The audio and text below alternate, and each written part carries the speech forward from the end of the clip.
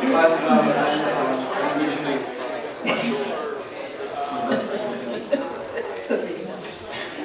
It's always... I like this. I can do this and you guys will still listen, kind of. And then as you walk out. Good afternoon. Good afternoon.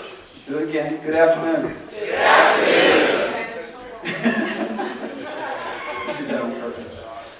Thanks for joining us today. There's a short, brief opening here, and then Rebecca and I are going to engage in more of a conversation than an interview, I think, more so. At the end, we will open up for any questions that anyone might have. We will take questions from the back row up. Correct. So that Rebecca's classmates, who had noticed that they've all gathered in the front to support her, probably brought other things that we won't know. So let's get started.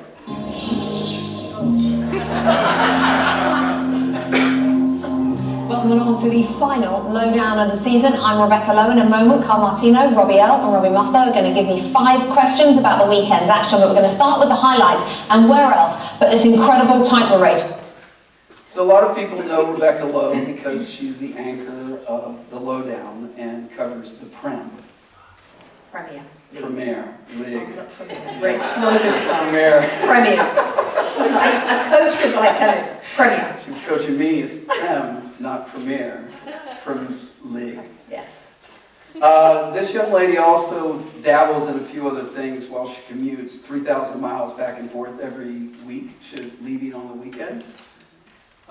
She's covered 3 Olympics, including the Winter Games.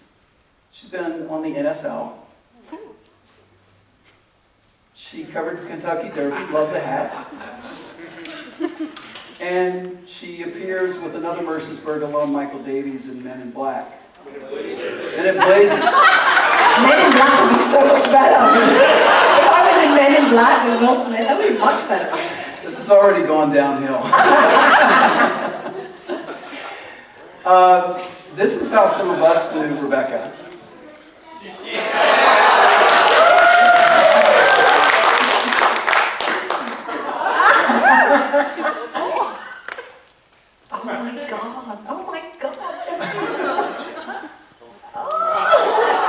Why did I pluck my eyebrows? That's the question. Why did I ever pluck those eyebrows? Oh my God. We couldn't find a soccer picture, so we got the last one. And this is how Rebecca's family sees her. So, in 1999, Yeah. this young lady from England comes to Mercersburg, as part of programs that we have, and you arrived and huge hit right off the bat, right? You stepped out of the van and just ran down to Ford Hall and boom, right? Tell us about your arrival in the first couple of weeks at Mercersburg. Well, first of all, I arrived at Washington Dulles Airport to a man with a Mercersburg cap on and just beckoning all the international students onto a yellow bus. Well, I'd never been on a yellow bus in my life. I mean, this is like from a movie. I get to go on a yellow bus, we get on the yellow bus, and we'll be driving with all the other international students back to school, and we stop at McDonald's on the way, and I'm like, great, this is all brilliant. So I go up there, I have no cash, because in those days, you don't carry cash, well, my mum wouldn't let me. You only carry traveller's checks. I'm getting my traveller's check out, and they're like, we don't take traveller's checks off the road in like Maryland somewhere. Oh, geez. So everyone else has got Big Macs, and I'm like, oh my God. So we get there, they deliver us at the top of Ford, like right between the quad and Ford, and it's just like everyone gets off because they're coming back from Christmas, because it was January. And they just go off to their dorm, and I just left standing there. And I'm standing there, and it's freezing. I mean, there's snow like up to here. I've never seen snow. I've never felt cold like that in my life. And I was like, I don't know where to go. Somehow, eventually, I find my way to tickets. And Sue Wooden, who was the dorm dean on the ground, took me to my room, and I had just had a rucksack and a suitcase, and I never felt cold like it. I had to sleep in my coat that night. No joke. Because I was like, is the heat on in here? Like, this is really, like, England's cold, but mainly because it's raining. This was another level to me then. And the next morning I get up and I'm trying to find where I'm going, and I'm a bit of a mess, and I eventually make it to lunch. And again, that was confusing, like these blue coat, white coat collar thing, like what is all this situation? And at the end, Mr. Rawhauser gets up, and someone gets up for him and says, people need to go to his table who are in trouble, basically. And my name was on it. This is day one. I'm like, how did I get... So I go over and he's like, you were late for lunch. I'm like, I'm not sure who you are, but he's like, I'm Mr. Rawhauser, I'm the dean. I'm like, oh, okay.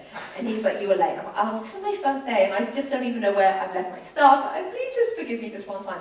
He did, and I saw him yesterday. Actually, I reminded him of that. It felt really bad.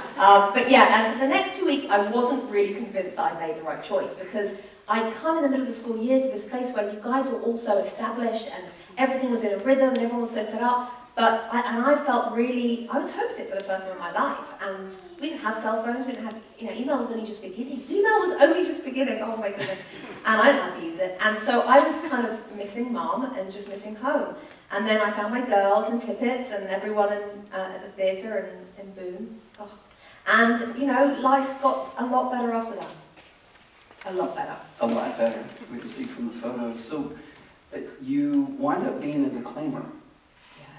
Frank Rutherford was up here. Frank Rutherford coached me. Frank Rutherford was up here before we got started. And Irving. Okay.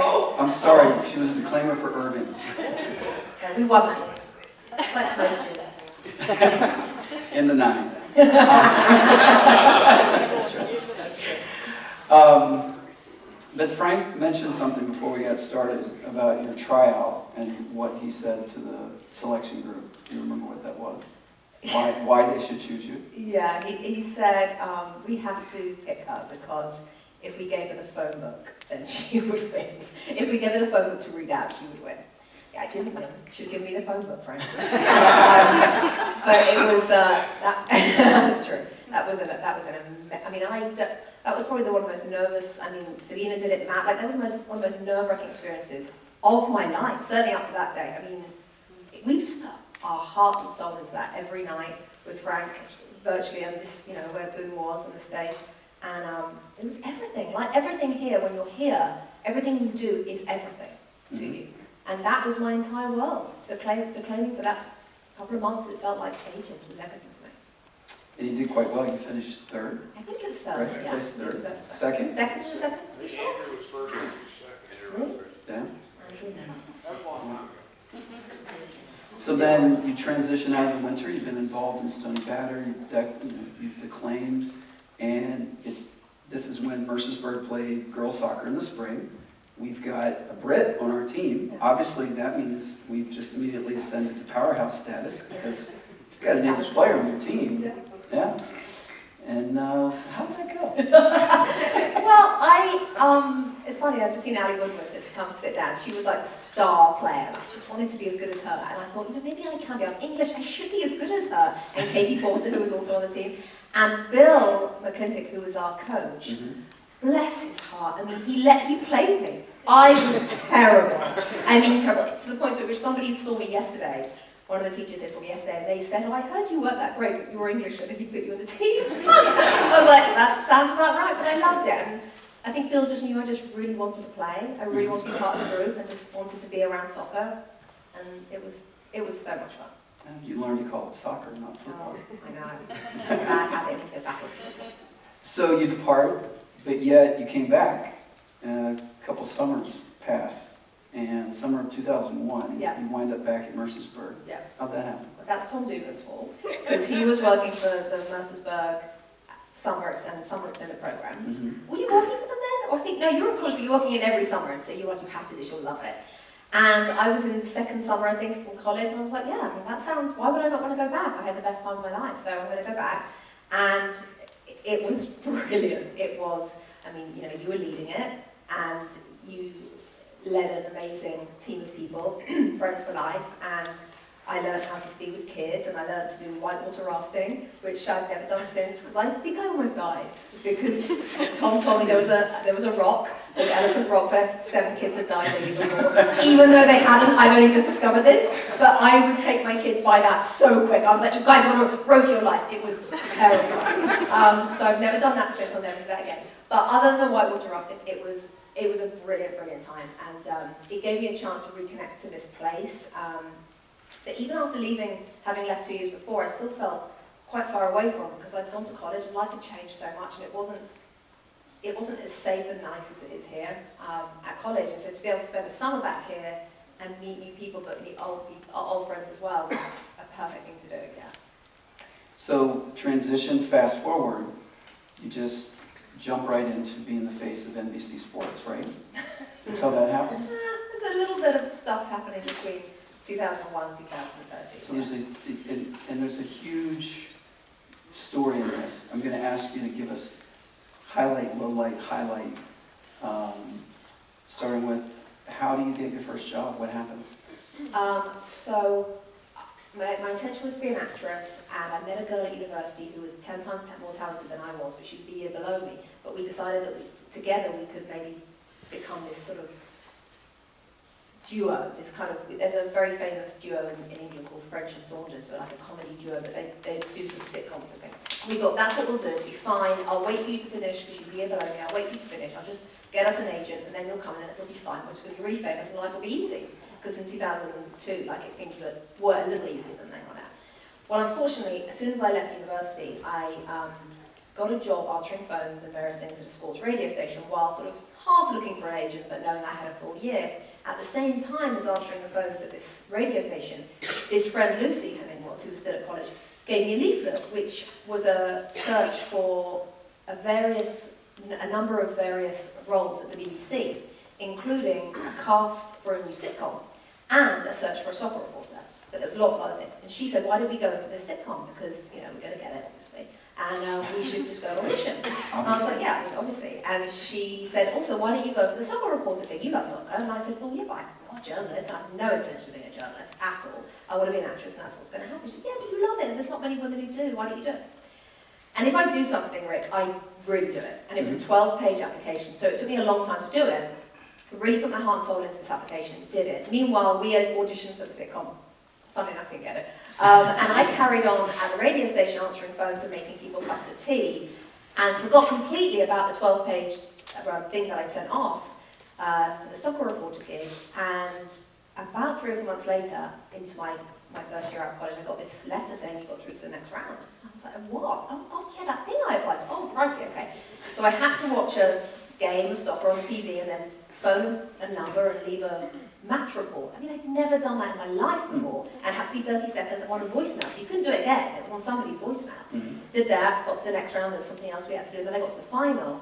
I was thinking, this is getting a bit serious now. My friend Lucy isn't graduated yet. I promised her I'd wait for her and we would, launch ourselves together. And, okay, I'll just go to the final because this is the BBC. This is like, for anyone who doesn't know, I'm sure you do, but that's like NBC. It's the big, big deal. And got to the final, walked in, there were 7 finalists for a 6-month contract as a soccer reporter on the network. This wasn't local, this was the network. 7 of them, 5 women, 2 men. I thought, the BBC was starting to work out political correctness, and I thought, they want a woman, okay, so maybe I've got 1 in 5 chance. By the end of the day, we had to do various journalistic things and do some stuff on camera. By the end of the day, I'd gone from not really thinking much about this to wanting it, really wanting it.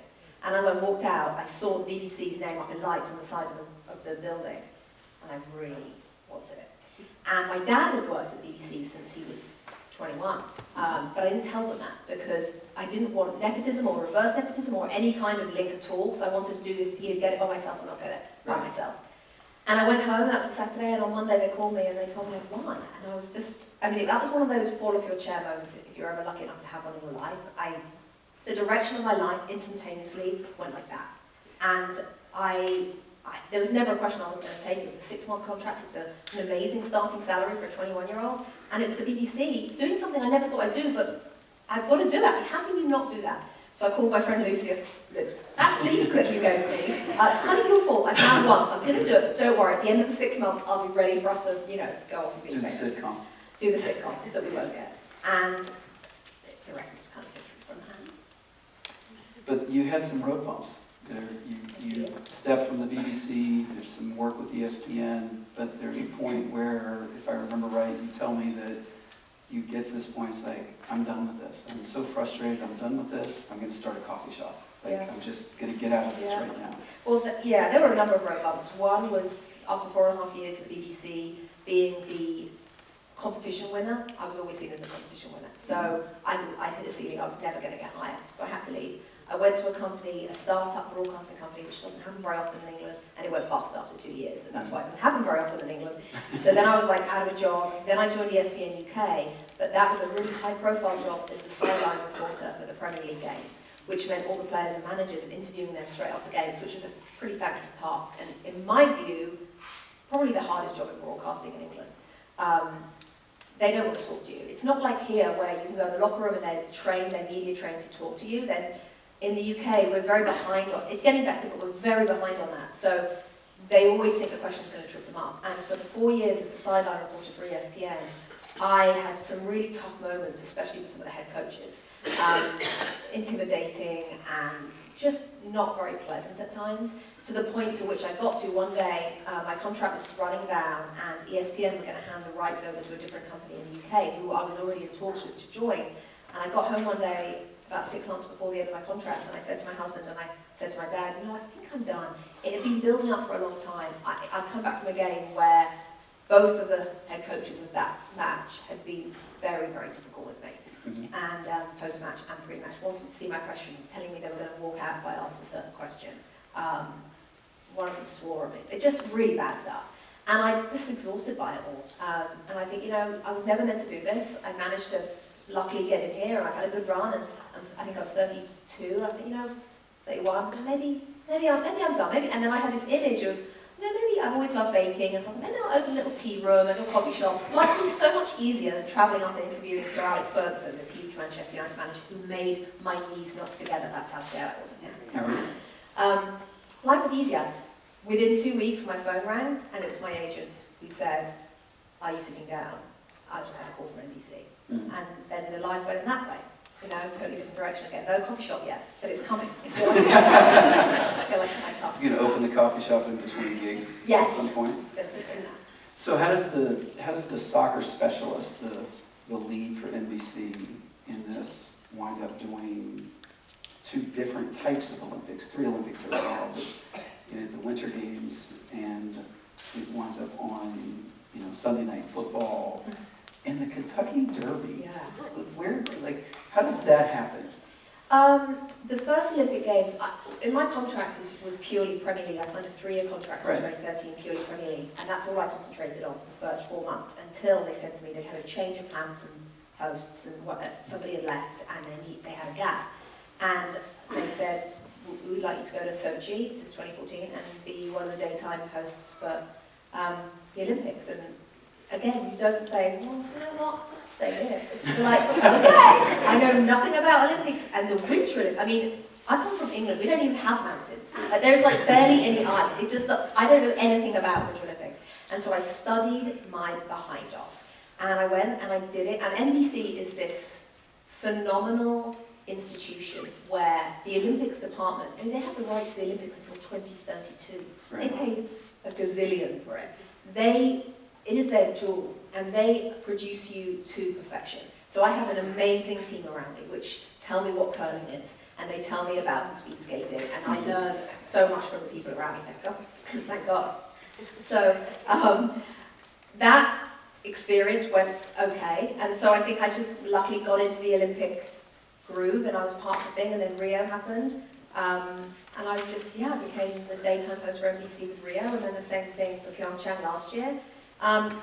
You just want to work really hard and make sure that you're completely prepped to ensure that somebody watching isn't thinking that she doesn't know what she's talking about, because no one really knows a lot about the Olympics until Olympics comes around, and then we're all experts, and my job is to teach what I'm being taught myself. So that's kind of how it came around. The Kentucky Derby, it was just, I think it's just time to try some other things, and they came to me with it, and again, I just thought, I don't know anything about horse racing, but I'm there. And I did a lot, probably about 150 hours prep of horse racing, and I went to the Kentucky Derby last month, and I was probably as nervous for that as I have been for 10 years. Probably since their promotion, actually. Mhm. Like it was very, very nerve-wracking because it was so out of my wheelhouse, and it's a big event for NBC, and I knew that. I was aware of that, and all the big hitters are on that show. So that was a huge thing. So yeah, I'm kind of starting to tentatively spread my wings. Tentatively. Tentatively. Where do we see you next? No, nowhere. I'm off. I'm done. I'm a coffee shop now. I'm starting back on the Premier League in August, and then I've got the Tokyo Olympics next summer. Mhm. Maybe I don't know if I do the journey again. Who knows what the boss? But I'm open to any challenge. I don't think the NFL and me would go very well together. But anything else, I'd be happy to.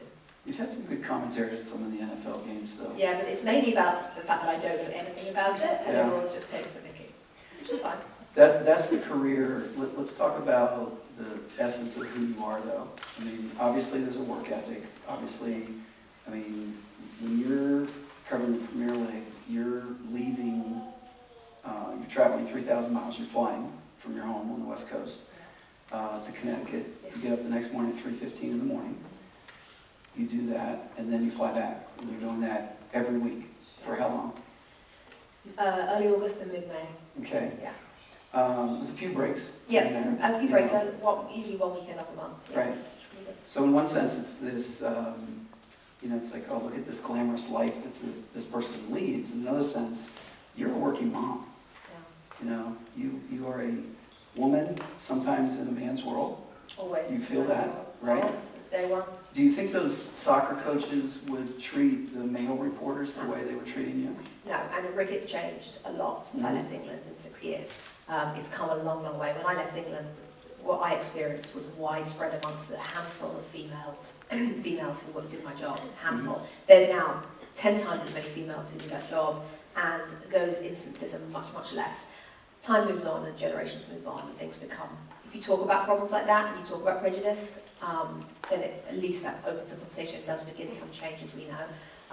But yeah, it's certainly a man's world, and I entered it very much in the UK in 2002. It's very much a man's world. So that's been really hard, but it's also all that I know. So when people say to me, oh, you're fighting against it, you can't fight something that big by yourself. You have to accept it where we are right now, and the only way is to talk about it. I can't change it, but I can talk about it so that when Teddy becomes the age of a producer or the age of a decision maker, he won't find it strange because he'll have seen so many women do what I've done. But we have to wait for that time. It's not yet. We're getting closer, much closer, but we're still a long, long way away from that. And I'm sure it's not the only industry that they have problems in, but it's been a very tough road at times. I have found it hard to be on the end of some sexism, but also a lot of there was some bad chanting and various things from fans, at stadiums, which is really bad. That was terrible in the UK. That's got to get better. The English fans were rude. They got out of control. No further comment.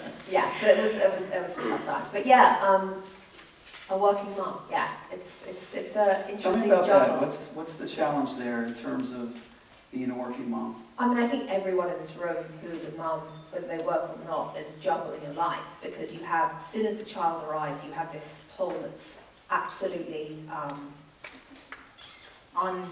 you can't stop it, you can't prevent it, you can't change the pull that you have towards your child, and the guilt that comes with that when you're not with them 24/7, when you're not giving them every single second of your time, even though we all know consciously and logically that's not good for them, every single second of your time as well. Whatever you choose, there's always a juggle. With my specific situation, I very much felt over the years that, I mean, he's 3, so it's only been 3 years, I'm very early on in the process, but, and don't get me wrong, NBC are far and away the best company I've worked for, and they are incredibly supportive of me and of my family and of my lifestyle. But the wider world, I get the sense, and I've spoken to many working mums about this, that the world still wants women to raise children like they don't have a job. And they want us to go out and do a job like we don't have children. And you can't do that. And I can't do that. And no woman in this room can do that. But I don't have the answer, Rick. And that's what I struggle with, because when I travel and I leave on a Friday morning and I get back on a Sunday night, so I'm away for 2 nights, I constantly struggle with that, am I doing the right thing? Am I away too long? Is he going to be okay? Even though, his dad is with him and we have a little lovely support network. I'm the mum, so I'm going to always have that feeling. And then when I'm at work, I love my job. Oh gosh, should I love my job? But this is bad that I love my job because I'm away from it. And it's just this constant conversation in my head, which I'm sure every mum in this room feels at some point that you're constantly pulled. And I wish we could find the answer. And I really don't know what it is. And I don't know how we change it.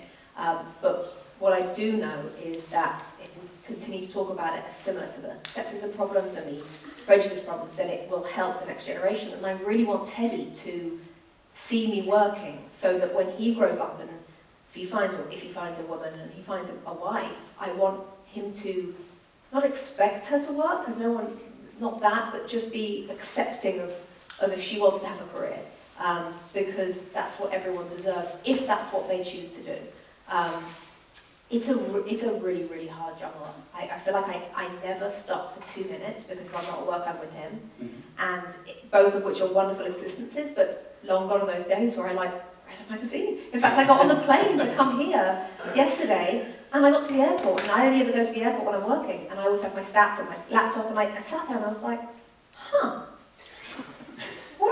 I'm going to go get a magazine. I got a magazine, I got like a drink, and I just sat there, I was like flipping through People magazine, like, look at me, I'm just by myself. This is my first time I've travelled, which not for work, without Teddy and not having to worry about a show the next day at 3 a.m. So, but then when you do that, you're like, oh, I should be doing something. This is not fun. Is this really fun? I'm not really having fun. What's Teddy doing? Let me FaceTime. It just never ends.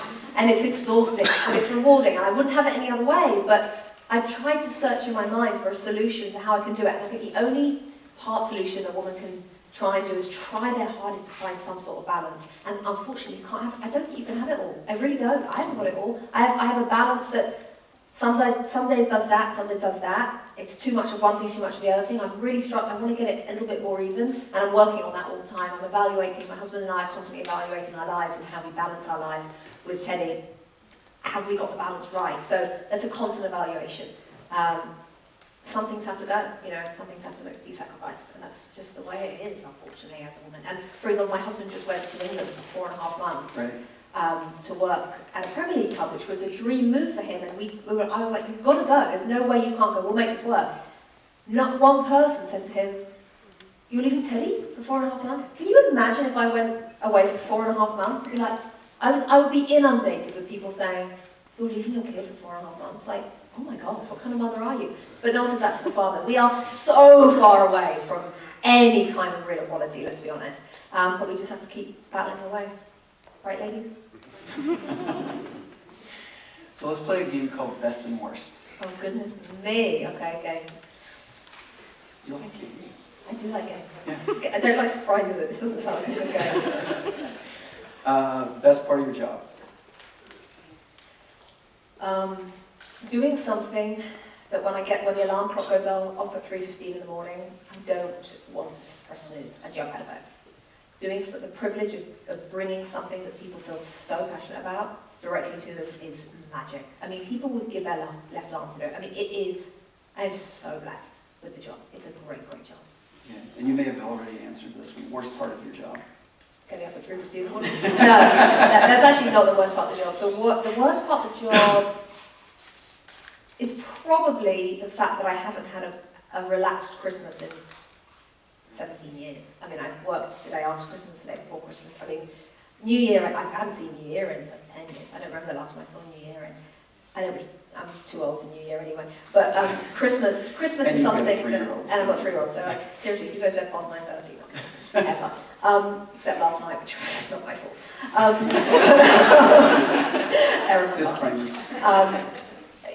But so yeah, that's what I was talking about, sacrifices. Christmas has to be sacrificed for me to do this job, and I understand that. I've always understood it. And I've missed weddings. I mean, I work every weekend. So that's the only downside, but it's not a downside because the upsides are so good. So there really isn't a downside. I'm incredibly lucky.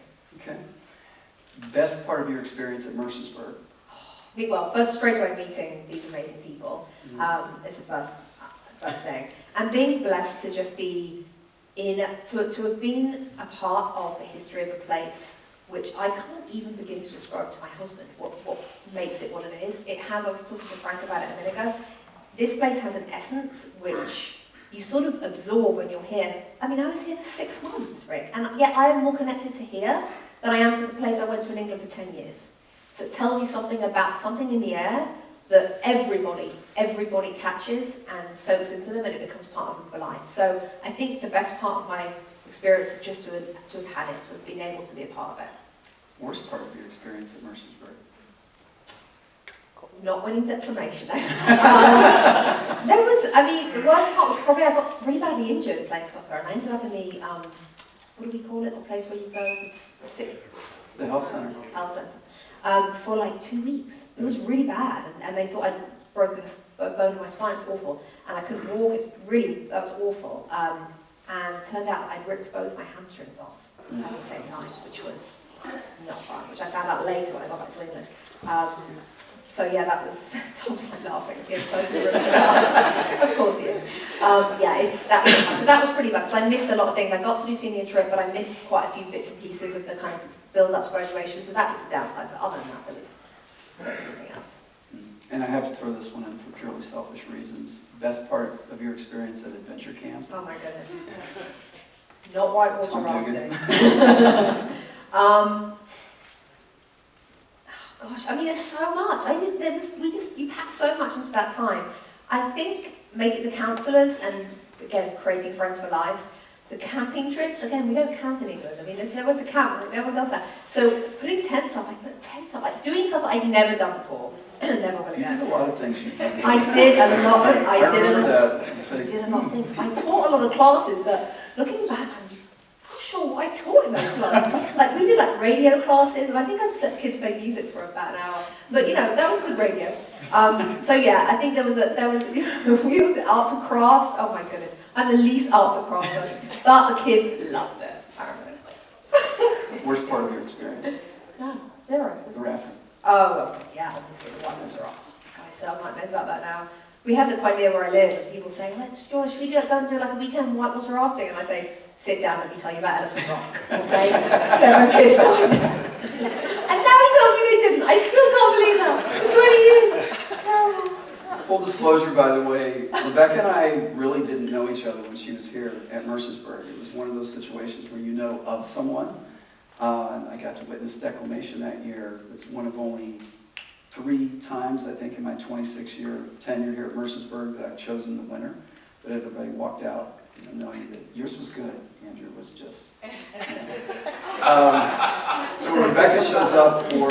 Tom is working with us and has some recommendations for adventure camp counselors. It's a 6-week program. They come in for a week. We go 24/7.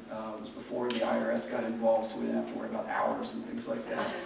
And so we were on the go all the time.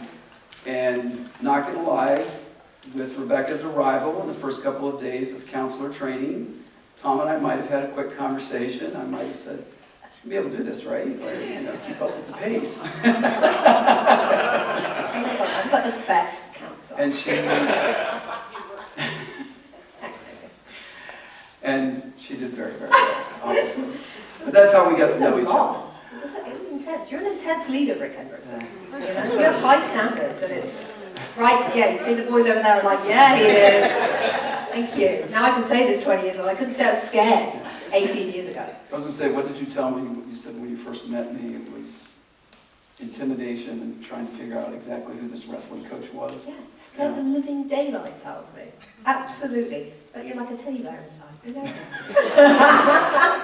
We'll go with that.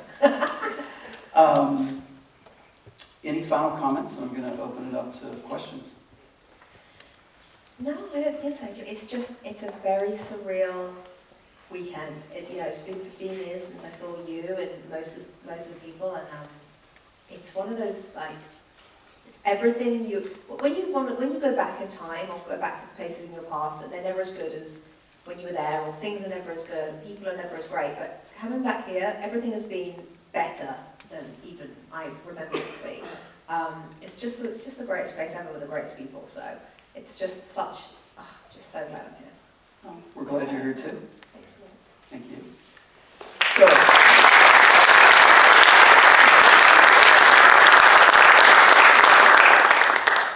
We honestly did want to leave enough time for questions, and you guys get your chance. Inside jokes. Questions?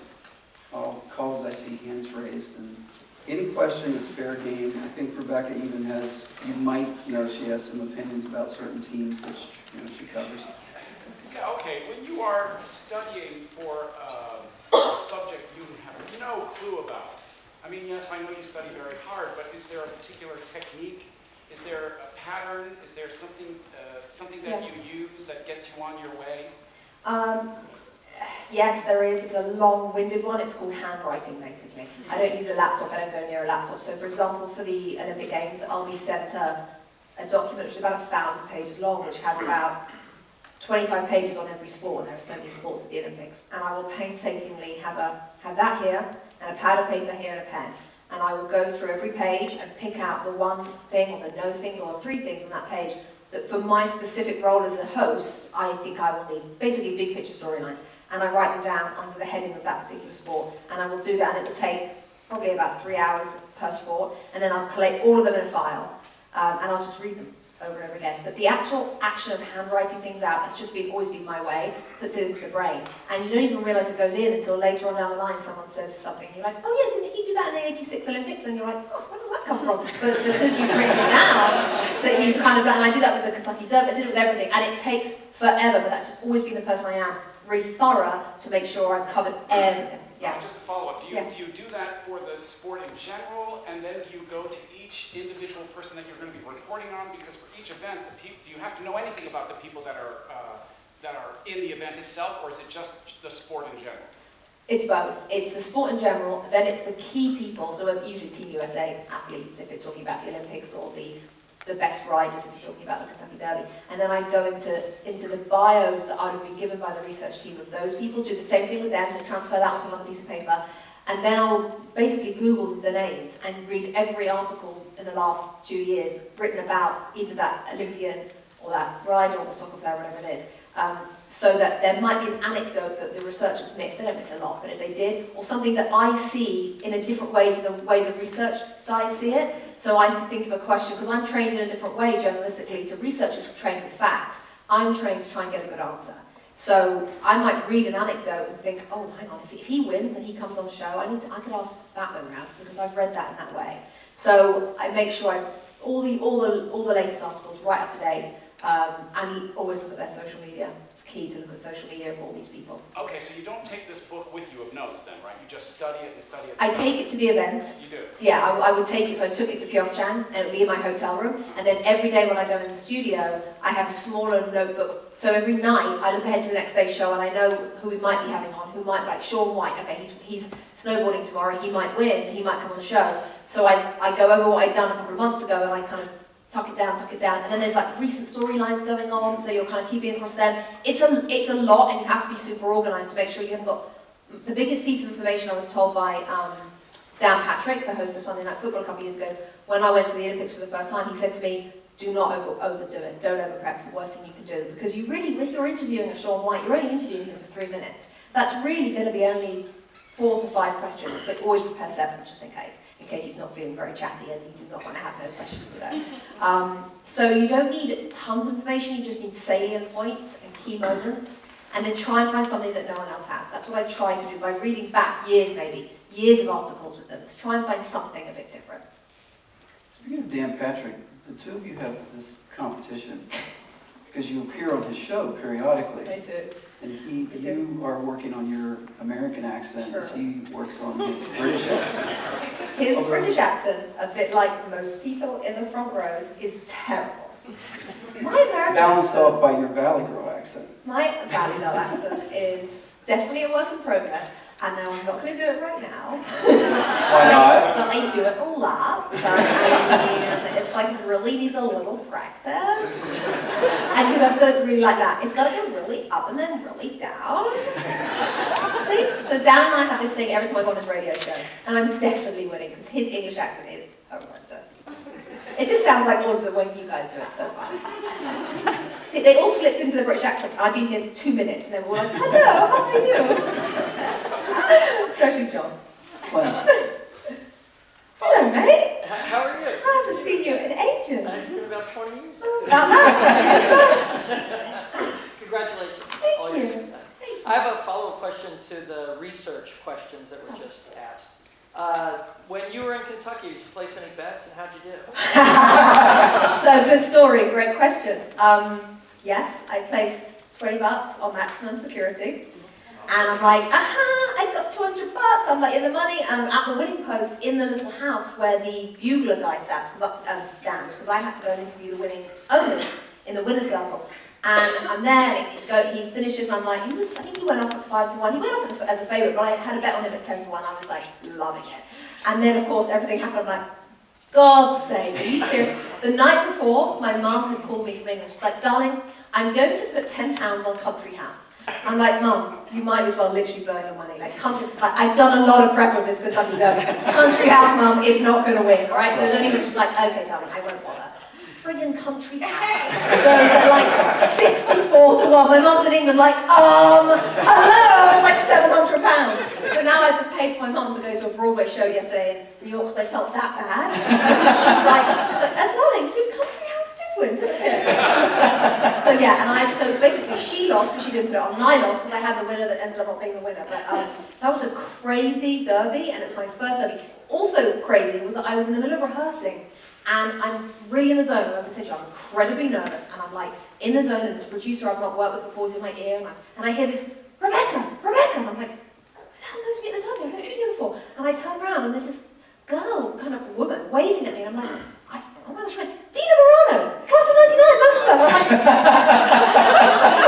and my producer, who can't hear, he's just like, Rebecca, can you concentrate? I'm like, hang on, Dina, I'll be there in a minute, hang on. And I'm just like, oh my God, this is juggling two worlds that have come together. I'm like, Dina Morano was it. So I'm like running over to her, like, this is just the weirdest thing. Like, all the places, like 100,000 people there or something crazy. And she's right there. No. Mercersburg connection. Did you win? No, I did not. Yes. Do you still get nervous before you go on air for like the Premier League in the morning? If not, when do those nerves kind of go away? Not nerves now, adrenaline. And the adrenaline will pump really high when something unexpected happens or something big happens. So a big moment, a dramatic moment, a winning of the league. I feel the adrenaline, it pushes me on to do better, definitely. So yeah, nerves, no. Unless we're starting the show with something really unusual or something really sad, which we've had to do a lot this past season. A lot of deaths and awful things have happened, so you've got to get that right. You can't stumble, you've got to hit the times, you've got to get it right. So then I have slight nerves with more adrenaline. When I first did my first show for the Premier League in 2013, the night before, I cried my eyes out. I was in Connecticut, my mum and my husband, and I said to them, you know what? I don't think I can do this. And I cried. My mum was like, darling. She's hilarious. She's probably watching this actually at home. She's probably live streaming. She's like, darling, it's going to be fine. You're going to be fine. My husband was like, you're going to be fine. Just dry the eyes. You're fine. And the next day, I know, he's like, and the next day, I got into work, and it was a case of, you have no choice. So I'm sitting there, and I can hear 10, 9, 8, we're on in 5, and I'm like, I have something caught in my throat, like a kind of frog in my throat. I thought I was going to cry. It's the weirdest thing. I've never felt like that. I was terrified. And then the minute I said my first word, as is always the way in life with these things, everything before is harder than when you're actually doing it. It was fine. And those nerves probably, that was the worst day. After that, it gradually got less. And probably after about a year, because I do about 100 shows a year, I do a lot of shows. So it's, you never are not anything. You're never like zero feeling. But there's always something, and that's always a good thing, because it definitely makes you perform better, because it keeps you on your toes, which is important when you're up at 3:15 and you're exhausted most of the time. I have to be on my toes. But yeah, the Kentucky Derby then, I got super nervous. I get nervous for the Olympics as well, because it's just different, and it's something you're not used to. But the Premier League, yeah, I know, that's right. But the Premier League is like my little safe place, my little home. So I'm pretty much okay with that now, so far. But you never know. Yeah. First, I want to thank you. I have 3 boys, but my 2 youngest identical twins who are now juniors in college. But we're on the West Coast, and I played soccer here at Mercersburg. I'm much older than you. Probably not as good as we are. But we spent our Saturday mornings in high school. They stayed home for high school. Waking up to you for breakfast.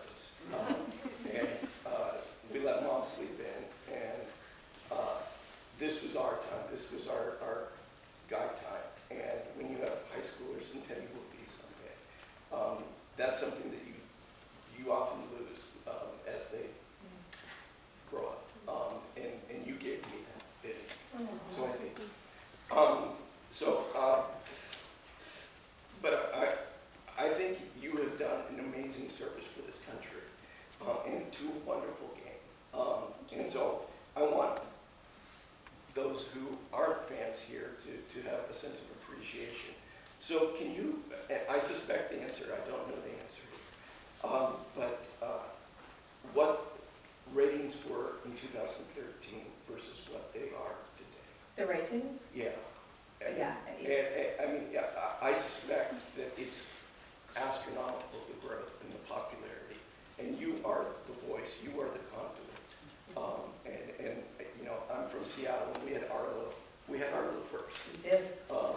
And he was wonderful for our city and for this city. But now he's everybody's. But I mean, I know the others do an amazing job too, but to me, it's you and it's our that keep this thing together. And so, can you tell these people how you manage it? I really appreciate that. I really appreciate it. Thank you so much. The growth, yeah, has been huge. Before NBC got the rights, it was, as you know, on Fox, and ESPN, it was split. You couldn't watch every game, and then we came in and did this humongous contract. I think they spent $1 billion, and we show every game. And I think that has allowed the fans to grow, the fan base to grow, because it's so open and it's so easy to see. It's everywhere, basically.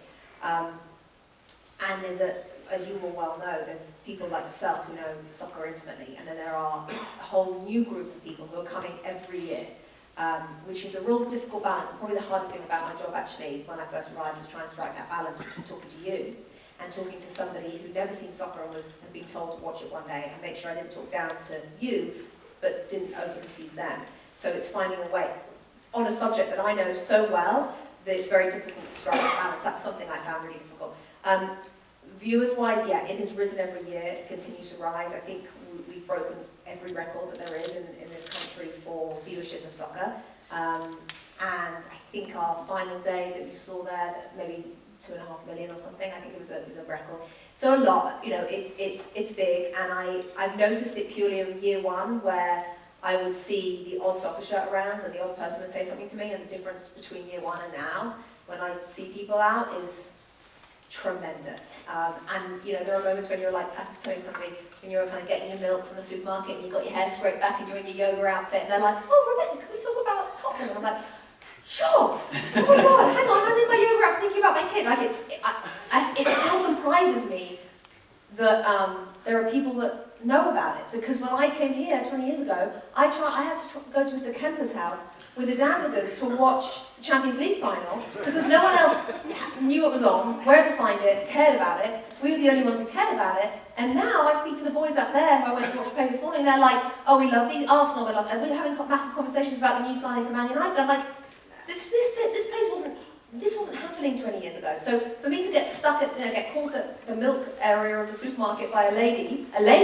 who wants to talk about Tottenham, I'm like, wow, things have changed. And even 6 years ago that wouldn't have happened. So what NBC have done, and the integrity in the show that comes from the producers and the people above and the people at NBC, are the best of the best of the best. They have made this show what it is, and it's them who've created this incredible bond, which I feel as Unbreakable to do, as I'm sure you've seen, hopefully you'll come to Seattle one day, these fan fests, when we have 12,000 people there, and Yeah. that is a hard part of the job. Many listeners have been there, but... Oh yeah, I know, they're not happy about that. Yeah, so when we go out and we go to cities, DC and all these places, to speak to the people who are now getting stuff that they couldn't watch for years, and what you've just talked about and illustrated with your kids is what I hear so much, and it's such a lovely image. And I know, having met them at these fan fests that we do and meeting you, it's so nice to, when I get up at 3 o'clock in the morning, I know I'm doing it to connect with you guys and your sons and create that moment. And it's such a family time, because the great thing about the Premier League is there's not really anything else on, because all the other sports are later on in the day or the next day. We have that window, which is ours. So yeah, it's kind of a perfect storm with that. One quick follow-up. Pulisic is coming to Chelsea. Yes, so he is. I mean, you had an amazing title run this year, and you had Leicester City a few years ago, which was an amazing story in itself. But what are you anticipating in terms of having Pulisic in the EPL this year? For anyone who doesn't know, Christian Pulisic is the up-and-coming star of US soccer. He's the best. He's probably had maybe ever, for a long, long time certainly. He plays Borussia Dortmund and he's coming to Chelsea for a lot of money, 75 million I think it was. And he's young, and I'm desperately hoping that he can make the transition, because not everyone can, from the US to Germany to the UK. The Premier League is the highest quality in the world, and for lots of different reasons in lots of different ways, and he's never exposed himself to that yet. So there's a very good chance he'll go straight in and he'll start, because Chelsea have the problem with the transfer window bans. They can't buy any players, they're going to have to play players that they have already. So there's a very good chance he could do really, really well. Of course, NBC and myself are desperate for this to happen. I mean, we're not desperate for Chelsea necessarily to do well, obviously we're neutral. But, it's been live stream, but we're desperate for Pulisic to do well, because of course, I've already spoken to 5 people here today who were like, oh, I'm a Chelsea fan now because of Pulisic, I'm a Chelsea fan now because of Pulisic, and he's one of them. So I think, that's big for us, that's huge for us, so we really want him to do really, really well. If he's as good as everyone tells me he is, I've watched him play, but it's very difficult. I haven't got a trained eye like people who've played the game at the highest level. They've watched him, they think he's really good. So hopefully, the other thing that needs to happen is that the United States as a country still doesn't have a great reputation in soccer in Europe. Bob Bradley, who came over to manage Swansea, unfortunately set that back. I don't think that was necessarily all his fault. They were against him from the beginning, much of the media, and he's not as bad a manager as he was being made out, but unfortunately he was sacked within 2 months and it was a disaster. That set it back again. Having lived here for 6 years, my husband's coached here, the quality is incredibly high, and the talent pool. I mean, you guys should be winning the World Cup every year, with the amount of kids you have, with the quality of the facilities that public schools have, and public universities. I mean, it's insane. And you'll get to that stage. I mean, we're not that far away from that. By the way, you do need to qualify first. Correct. That's a very important factor, Matt. A clarifying factor, that's the men's. Yeah, just talking men's soccer. Very good point. Just talking men's soccer. The women's team has That's a whole other favorite forum. World Cup. That's a whole other forum. That is a Conversation. whole. And the Lionesses are going to beat the USA, so whatever. But We could bet on that. yeah, no thanks. I'm not good at bets. But yeah, so you guys, I think we need it. I think, and my son's born in America. He's American, so I feel such a strong pull here. I want Pulisic, and I want the US to be taken seriously now. It's time. It's ready. The country is ready. There is no doubt. If you look at talking about ratings, if you look at the ratings for a lot of American traditional sports, they're doing bad, or they're doing bad. Soccer is the only sport doing that. It is going to, when we're in 25 years' time, it is going to be bigger than a lot of the sports right now. There's no question. I mean, the data tells you that's the way it's happening. Parents want their kids to play soccer. Why? For so many reasons, to do with injuries and safety, and the fact that it's just like, it's the world's game. And slowly, America is waking up to that. And when it fully wakes up to it, it's going to be a dangerous force.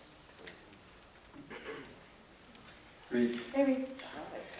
So, quick question about a bit of the broadcasting side of things. So, on camera, the 2 Robbies, you, Kyle, and then on social media seem like incredibly close, just a big band of... Absolutely. Yeah. That's totally the question, or you're going to ask me if my favourite Robbie on it. No, I'm not Okay. over the Robbies. The question is, when we're watching the game, what's it like in the studio between you guys analyzing what's going on? What's the atmosphere? If you're ever near Connecticut, come and see us. Come and spend the day with us. It's exactly what you think it is. Well, first of all, exactly what it is on social media. We're having breakfast, we're standing up, we're ripping each other to shreds, because that's what we do all day. You have to, they're like brothers to me. I'm sitting at my desk at 6 a.m. on the set, and I don't go home until like 4 for 2 days in a row. I've probably spent more time with them than my own husband. I mean, it's a long time on set with these guys, often at high pressure moments where they have to get their job right, and they're under immense scrutiny, because I'm lucky, I don't have to have an opinion. They have to have the opinions, and a lot of people don't agree with them. So it's a very tough job, all 3 of whom are brilliant at it. But to answer your question, it's just fun. We're just doing what you guys are doing in your living room. We're literally watching the game, having our breakfast, talking about football sometimes, just checking up on each other's lives, how the kids are, how the wives and husbands are. We're really close as a foursome. We don't often get to be a foursome because they're on a rotation, so it's me plus 2. But occasionally when we are together, it's even better. But it's just great. I've worked with a huge amount of people who've achieved less than them in the game, but they're way better people. And that's the most important thing for me. They know what they're talking about, take it seriously, they work their backsides off.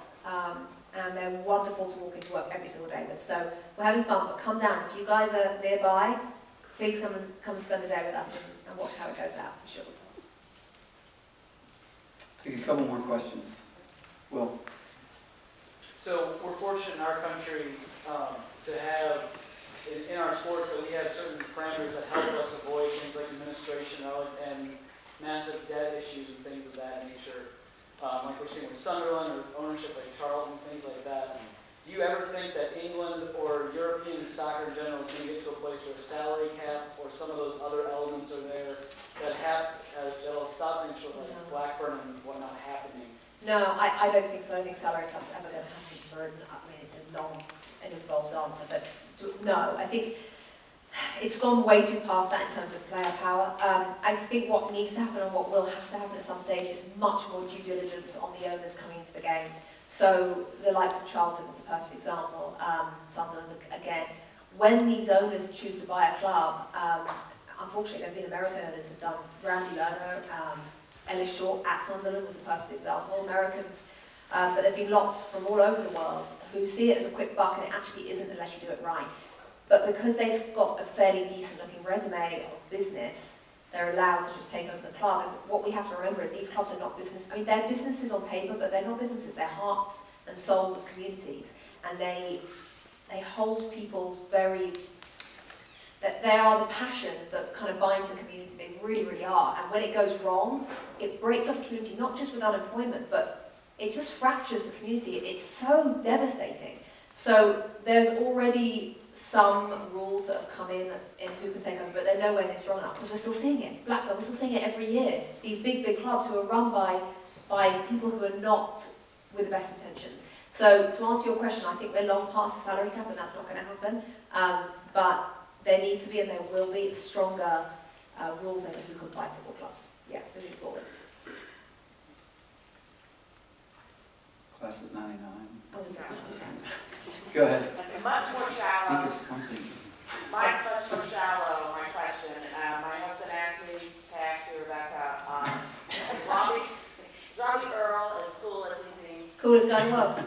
So cool, like the coolest, just rocks up, just the coolest guy in the world, so relaxed about everything he does. I've never seen him stressed, not one single time has he ever been stressed. He's the nicest man, he's the guy that gets everyone gifts, you don't even know he's got more gifts. I mean, like, I'm talking everyone in the entire production crew, you're like, he knows everyone in the world. You're like, you say something, he's like, oh yeah, I met him once. Knows everyone in every city, knows somebody everywhere in the world, because he's just one of those people that people gravitate towards. He's just full of integrity and warmth, and he'll talk to the runner in the same way as he'll talk to the boss. And he is a special guy, and he's everything that you think he is on TV, for sure. They all are. They're all exactly the same off camera than they are on. It's just me, I'm telling you. So I'm going to reserve the last question for someone from the class of 99. Sitting. He's not going to give me a hard one, come on. Yeah, he's not going to. Okay, Jaime, go ahead.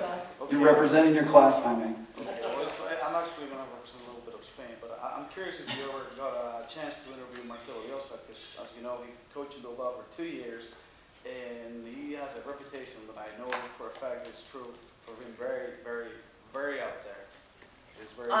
Bielsa is manager of Leeds United right now, and unfortunately he came to the UK after I left. And no, I've never interviewed him. I would love to. He's the guy who was charged by the Football Association this year for spying, sending spies to the opposition's training ground to see how they train and practice so that he could beat them. I mean, So did he used to work for the New England Patriots? Even I get that joke. So no, I haven't. I feel like he would be a very difficult interview. I think he'd be very, very hard. But I think I've never seen one of his interviews. They're always usually the same because he had a best vision. But it's usually like outside of the camera when he talks and everything. So I'll tell you the story later. It's great about it. he's a special coach, a special guy. I'm glad I don't have to interview him though. It's not like I've had my fill of people like that. Right. Well, Rebecca, thank you very much for sharing.